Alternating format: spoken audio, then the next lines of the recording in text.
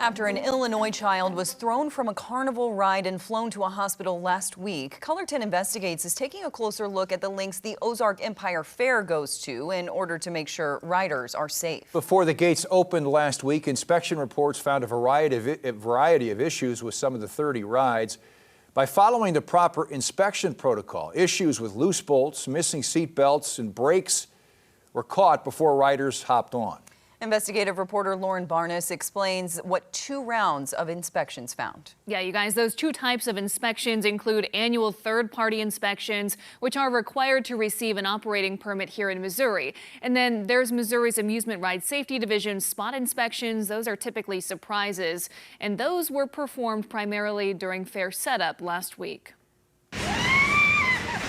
Along with all the excitement at the Ozark Empire Fair, I'm a bit of an adrenaline junkie. There's always an element of concern, too.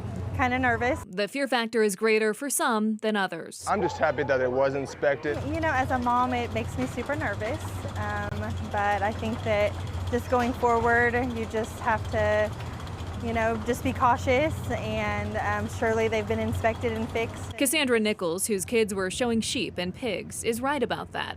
State inspectors with the Missouri Department of Public Safety's Amusement Ride Safety Unit check out rides before you can get on. Here's what both the annual and spot inspections found in the days leading up to the 2023 Ozark Empire Fair, expected to draw in more than 100,000 people before it's over. Of the 30-some rides, most of them ran okay, all with satisfactory marks. They really like the swings. The diamond one that spins around the spaceship, that's my favorite. Okay, how many times do you think you'll ride it? Oh, as much as I can. Probably like 30 times, honestly. But 8 rides, mostly in the kiddie section, needed repairs or corrections to make sure they were safe for families and their kids. I'm glad that they shut them down so that they could get those fixed so that nobody got hurt or injured or even worse. Inspectors found the merry-go-round had 2 broken bolts. The Dino ride had a seat that wasn't secure. Extreme had a safety restraint violation. There were missing parts on Rainbow Rock, including a front panel and a back brace. On the Lollipops, a missing clip got the ride a safety restraint violation.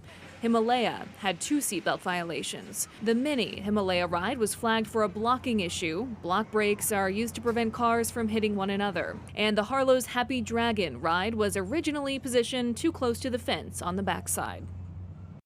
And the Ozark Empire Fair is open for just a couple more days through Saturday, and then the State Fair in Sedalia will run August 10th through the 20th.